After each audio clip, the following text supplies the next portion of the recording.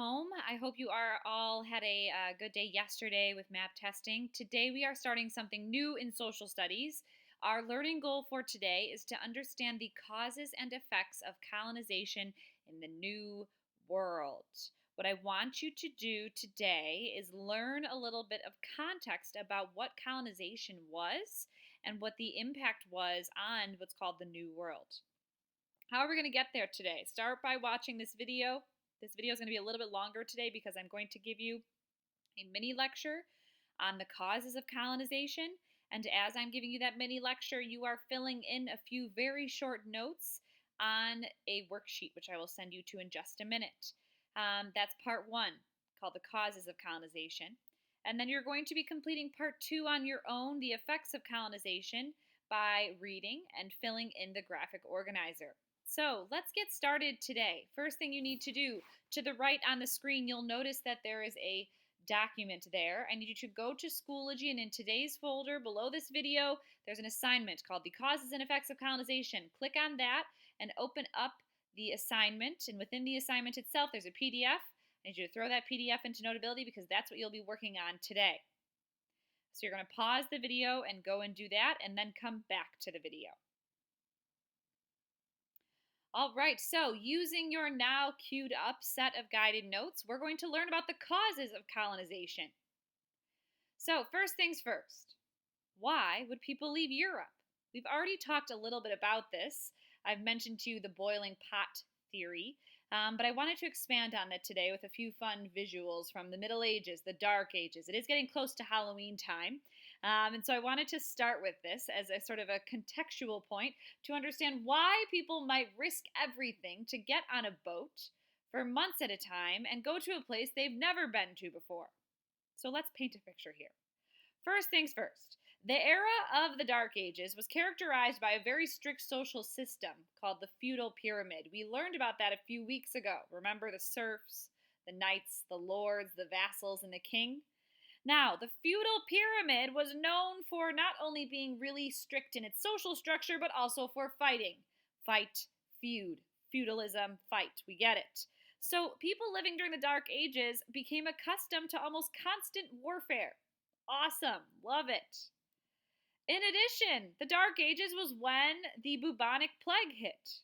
During that time, 1/4 of Europe died. That's many more than right now, so I suppose we have that going for us.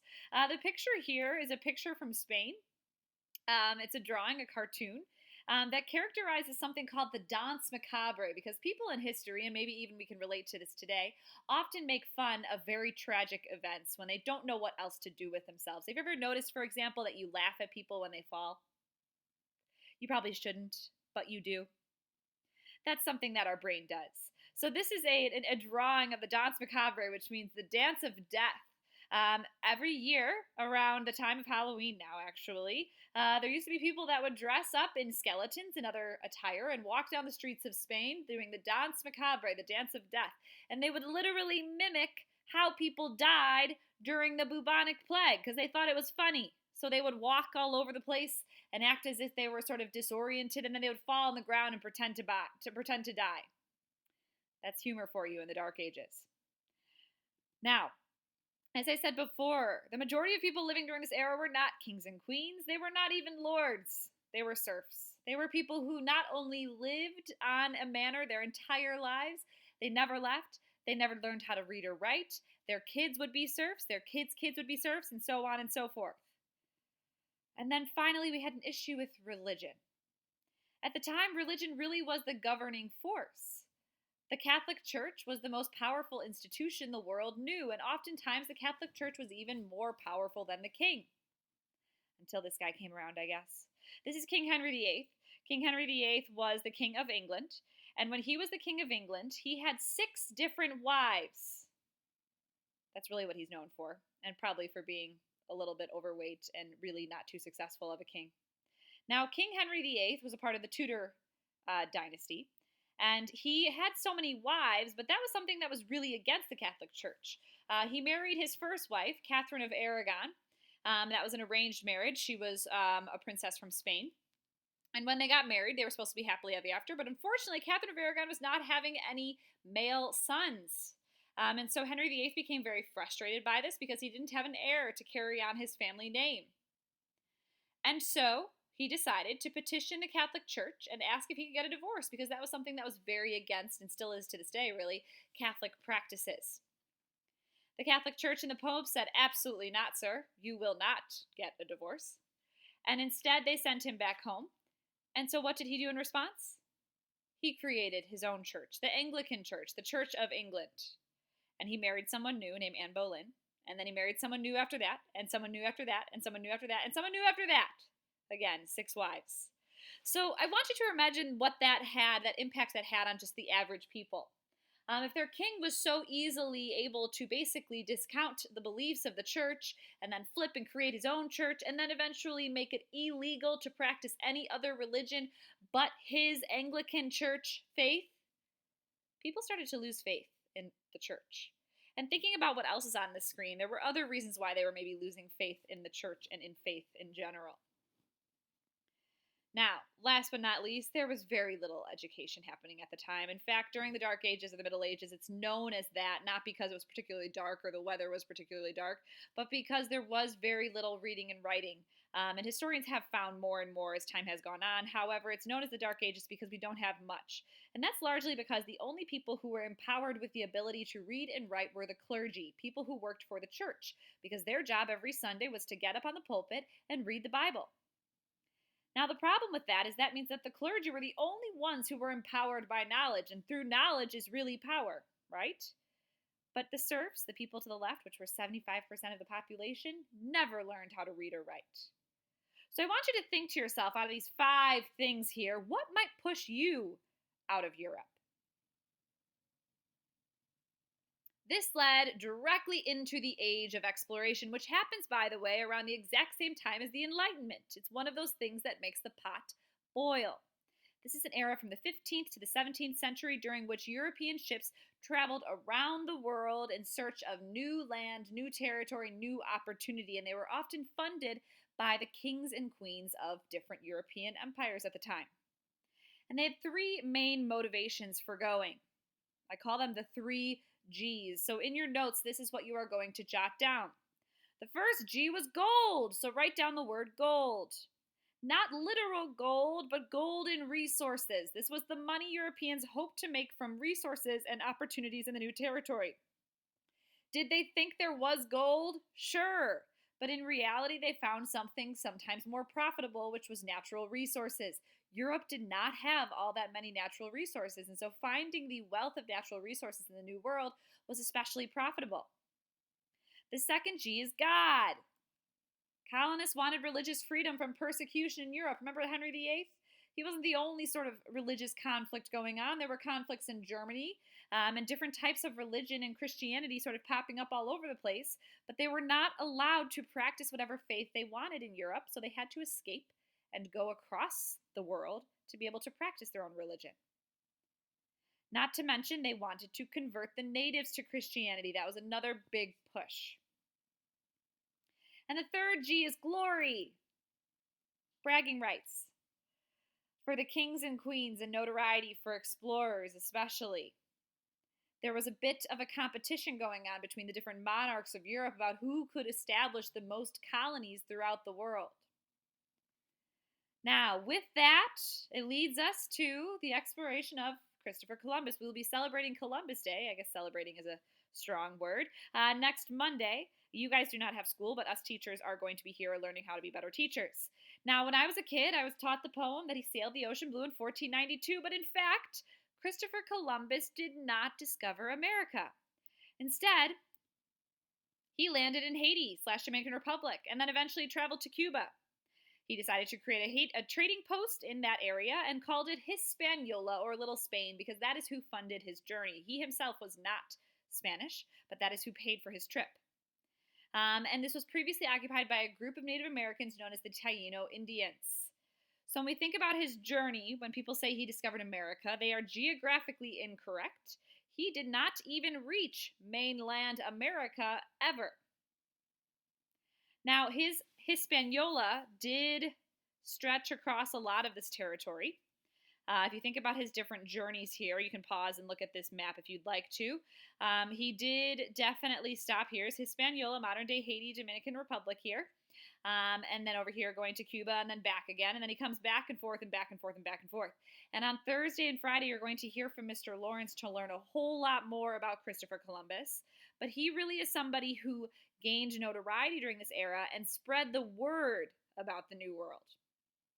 Now, after his journey, it's not so much that he was able to discover, piles of gold in the New World, but that his story became almost a viral sensation that made it so impactful. Now, what happened soon after that was something called the Columbian Exchange. As time went on, Europe established trade routes in what's called the New World, even though we know it was not new, it was already occupied by Native Americans. And a trade existed between Europe, Africa, and Asia, and the Americas. So this is what we're going to learn about a little bit next here, but I would argue that without the Columbian Exchange, we would not have the lifestyle we have. Not only would we not be here, but thinking about the different things in this map, there's a lot of things on here that are very typical of our diet, but do not come from native North or South America. And vice versa, if we were to live in Europe, we would not have things that we would typically have in North America. So when you realize that the Columbian Exchange brought pizza, but also disease. And disease is something we're going to talk about a lot when we talk about the impact of Christopher Columbus's voyages on Thursday and Friday. Now, this exchange, though, was able to develop into what's called the triangular trade, which is the map on the bottom of your notes here. The triangular trade existed, and we're going to label this map together, between three main points. But before I set up those three main points, we need to label the map. First thing first, we have to put a compass rose in the top left corner up here, north, south, east, west. After we put our compass rose, we need to label North America, South America, Europe, and Africa. And yes, every year students ask me, what's the blue stuff? That's water, ladies and gentlemen. That is water. That is the Atlantic Ocean. Now, there's a few other small places we have to label here. This territory became known as the West Indies. They may know which very famous founding father, who also became the star focus of a musical over the past few years, was from the West Indies. You're absolutely right, Alexander Hamilton. And on the other end, we have England. Those are good for context in the case of our conversation about the 13 colonies, which we'll talk about in just a minute. Okay, once we have our bearings here on our map, we're going to label a handful of other things. First thing you need to know is that after Columbus established the first permanent colony in the New World, many other European colonies started to do the same thing. And the resources coming from the New World, when I say New World, I'm talking about North and South America. And by the way, when I say New World, I know that it was not a new world for people that were already there. I'm saying it was a new world to the Europeans over here. Okay. But the resources that came from North and South America were especially profitable for Europe, and they were raw materials. This included things like whale oil, lumber, tobacco, and cotton.